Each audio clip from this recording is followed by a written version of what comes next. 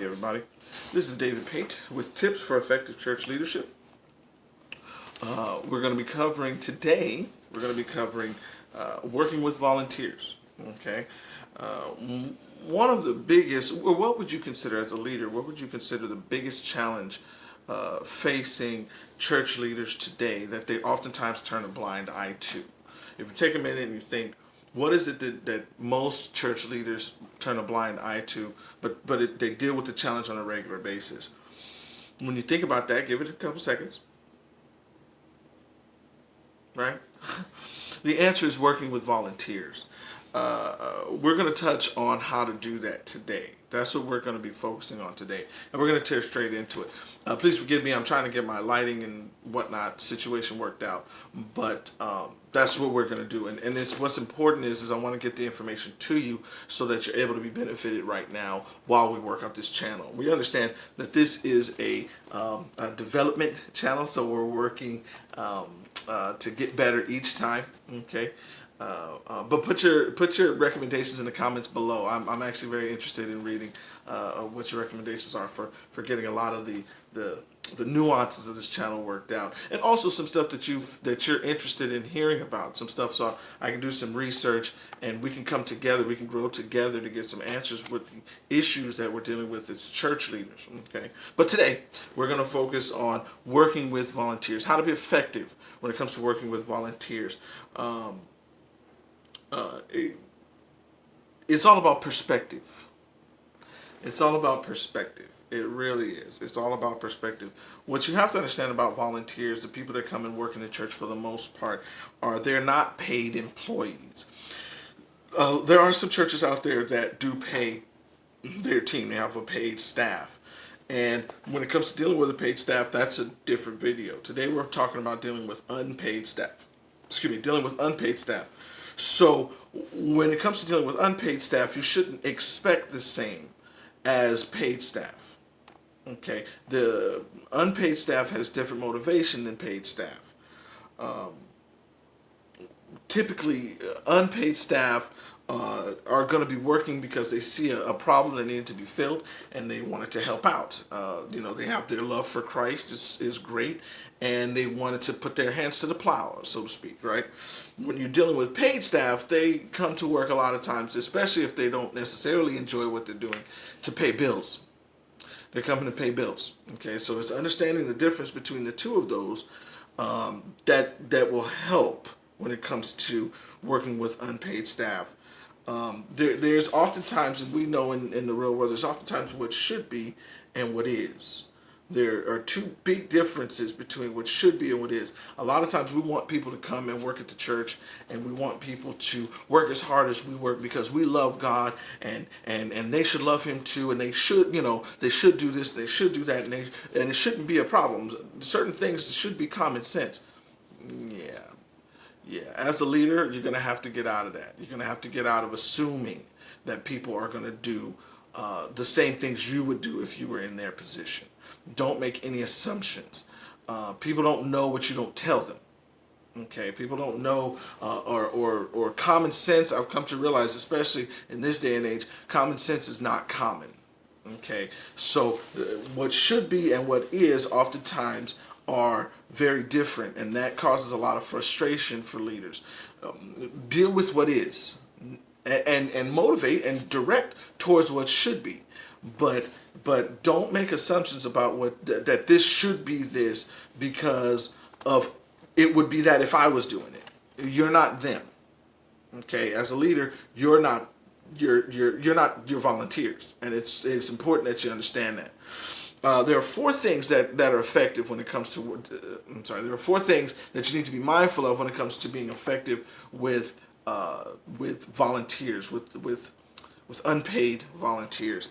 One, to be effective with them, you're going to need to have a positive attitude. I cannot overemphasize how important a positive attitude is. A positive attitude is critical when it comes to working with unpaid volunteers, because if you have a negative attitude, you actually create, as a leader, you create one more reason why they don't want to insert job here, why they would not want to clean the toilets, take out the trash, sweeper, vacuum the sanctuary.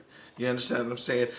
Wipe down all the windows in the glass, because they're doing that with a leader that has a negative attitude. A positive attitude. You don't have to be, an optimist, but maintaining a positive attitude, the one thing we do have control over, maintaining a positive attitude when it comes to dealing with them is critical. It removes you as being a hindrance to their desire to do something for free. Okay. Second, when it comes to working with being effective with unpaid volunteers, is be clear in your expectation. Be clear in your expectation, and present a clear vision. We talked about that in the previous video. I'll probably try and put that at the end. I'll put a video either here or here at the end so that you can link back to that. But it's important that you present a clear vision, and that you give them clear expectations. Tell them clearly, this is what I want you to do. This is what needs to be done. And here's the trick. It's not so much that you focus on the job itself, but help them to focus on achieving the ultimate goal. Help them to desire to achieve the ultimate goal. I heard someone say, and I can't remember who it was, but I heard someone say, how do you get 12 men to build a ship? How do you get them to build a ship? Give you a second. How would you get 12 men to build a ship? The answer is by teaching them to long for the sea. Now, that's not for me. I heard that from a different leadership person. I'm in a lot of leadership circles, so I heard it from a different leadership person. But they said, teach the men to long for the sea. Teach them to long for the sea. I'm going to do another video on this topic, but you don't get caught up in the minutia. Don't get caught up in minutia. Get caught up in the goal. Help them to get caught up in the goal, in the desire. And help them to desire the goal, and then they'll do what needs to be done. They'll build the ship to get to the sea. They'll ask you how to build the ship to get to the sea. Okay. Third thing, right, is coaching correction. If you have to correct them, take it from a coaching perspective. Remember, they don't have to do nothing. If you come at them like they're children, like you're going to take your belt off and you're going to whoop their naked behinds, because if you're dealing with adults, especially if you're dealing with adults, I'm a grown man. Who are you talking to? You understand what I'm saying? And that's even church or not. That's church or not. Who are you talking to like that? I don't have to be here. You understand what I'm saying? These are all the things that they can come at you. So if you're gonna do correction, coach them. I actually highly recommend that a person spend time in learning how to coach correctly, how to coach effectively. We're gonna do some videos on coaching because coaching, you can correct a person. It needs to be quick. It needs to be short. It needs to be straight to the point, and it needs to be sensitive. We'll do that. We'll go over that more in another video. But it's important that you understand if you have to correct them, coach them. But remember, what was the first thing? What was the first thing that you need to have as a leader? It's a positive attitude. But there's a lot of stuff that we have to go over when it comes to that. But I just want to give you a heads up. Coaching correctly, when it comes to correction, is critical when it comes to dealing with volunteers.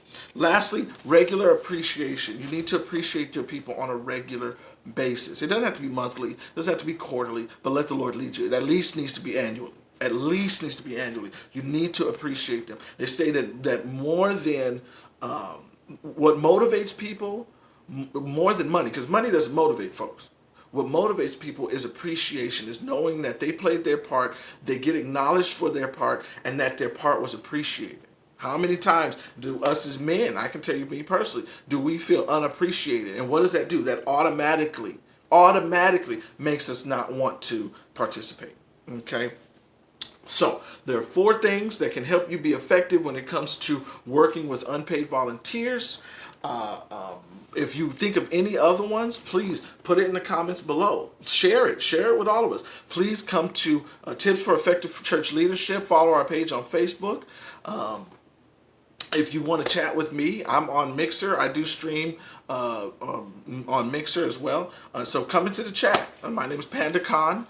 But my name is David Pay, but I do PandaCon on Mixer. So come and talk with me to the chat. If you have questions or whatnot, let's work it out. Let's talk about it. Let's get it worked out. We're going to be having a program coming up soon that's going to help us all with dealing with leadership and being effective at church leadership. That's what tips and that's what all of this is about. It's about helping each other get better at of being effective in leading God's people.